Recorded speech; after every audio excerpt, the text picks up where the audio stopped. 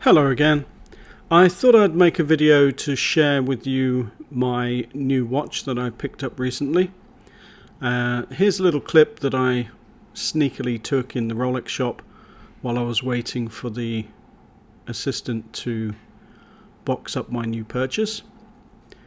Now I decided to get the 36mm Date-Just, and this is the two-tone with Everose gold. Now I have the 41mm steel Date-Just, and I've been wearing it, as you've probably seen in my videos, many times, and I decided to go for a two-tone model, and this time a 36. The 36 I decided on because it's more of a traditional size, and with it being a two-tone and it being much heavier than the steel, I decided to go for the 36 so it's not too cumbersome on my wrist. I'm going to include lots and lots of very close-up macro images that I took so that you can see and enjoy the pictures a bit clearer.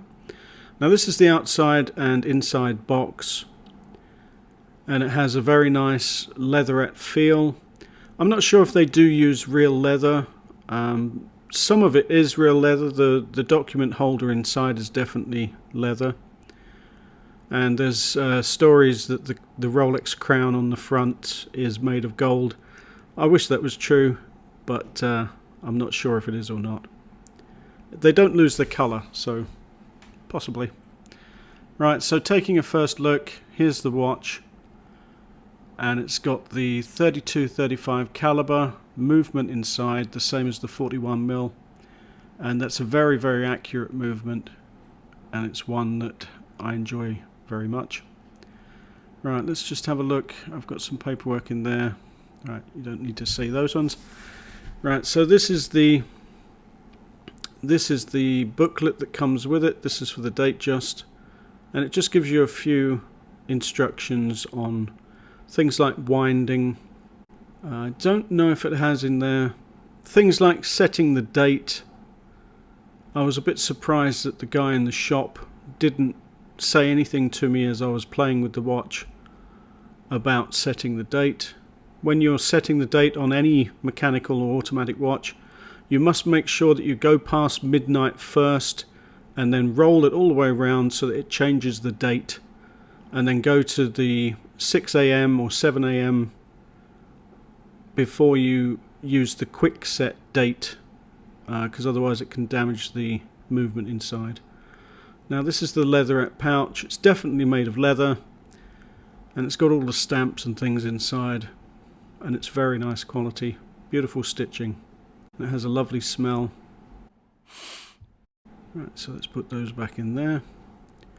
Now I can't show you the serial number, but it's underneath this little strip here, and now it's underneath my thumb, and I don't want to give too much information. This is one of the cards, one of the last ones that you have your name on. I've seen a few things that they're not going to give these cards anymore, so I was very happy to find I was going to get one of the last ones with the name written on permanently. I do prefer that. It's something that you can pass down to your children in the future, and they can see that it was your watch. Makes it much nicer, much more personal. Now, they took all of the stickers off this time. Last time I was, I played around taking the stickers off myself for quite a long time, and I even had stickers that I found long after. But they took all the stickers off for me this time, which I was a little bit disappointed of. They wouldn't let me have the watch with the stickers on. I did take some pictures though, so I took lots of pictures of the watch before the stickers came off, which I'll show you here. So there's some of the stickers. They cover the watch completely with stickers, which is nice. And then the authorized dealer here, they also like wrap it in saran wrap as well, to stop people moving things like the time and date, which is a nice idea. It stops people playing with the watches too much to keep them new. I'll give you lots of close-up images of these as well after the stickers have been taken off. Beautiful, beautiful. The workmanship on a Rolex is absolutely fantastic.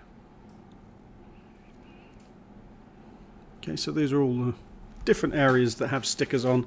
They have protective stickers all over the place, which is very nice.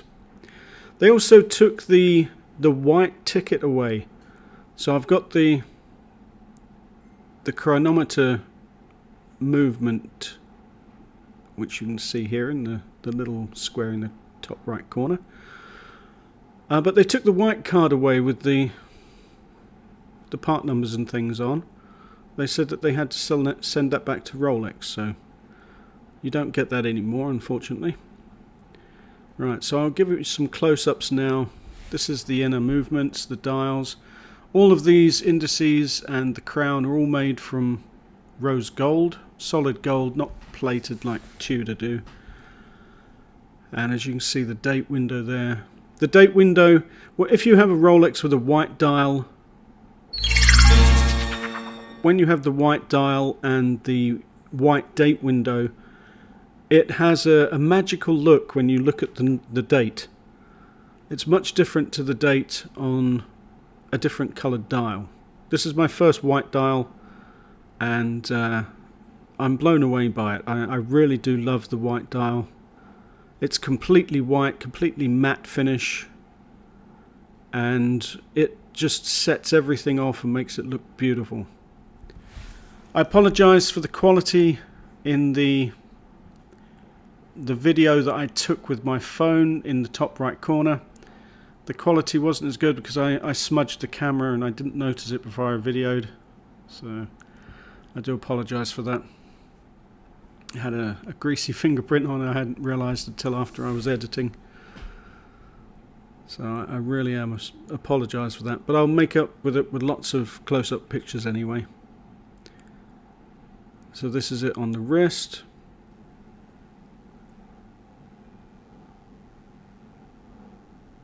Look at the way it's put together here. It's so precise. It's very, very beautifully made.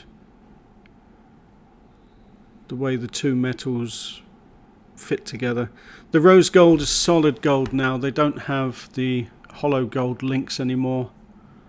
So they've made the rose gold the same as the stainless steel. They're absolutely solid through and through.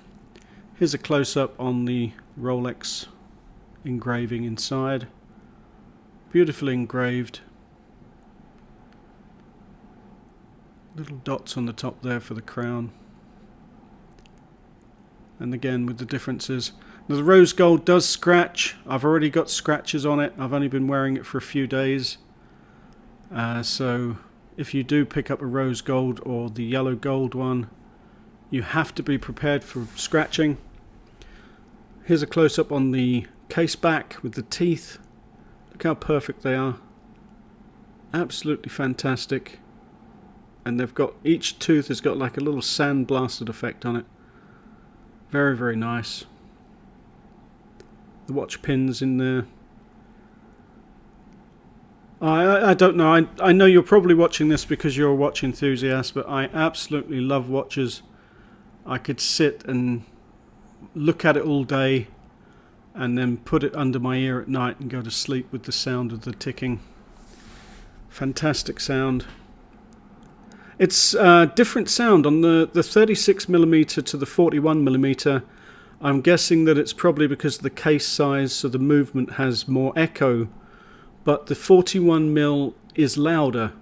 So if you put it to your ear, you can hear the movement ticking away much louder than you can with the 36mm.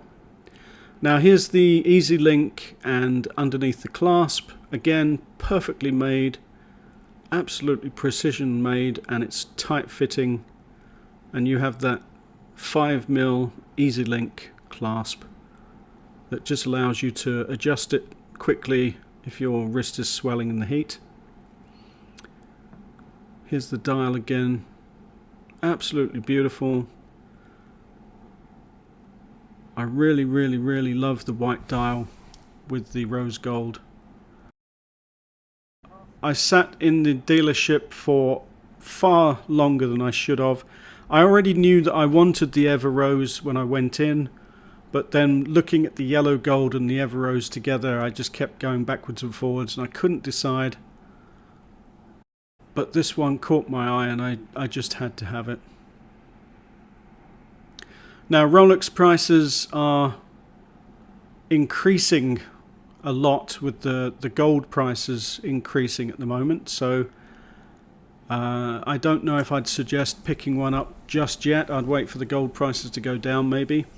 I think I definitely overpaid a little bit more than I should have for this one, but I'm fantastically happy with it. Hope you enjoyed the video and I'll see you next time. Bye bye.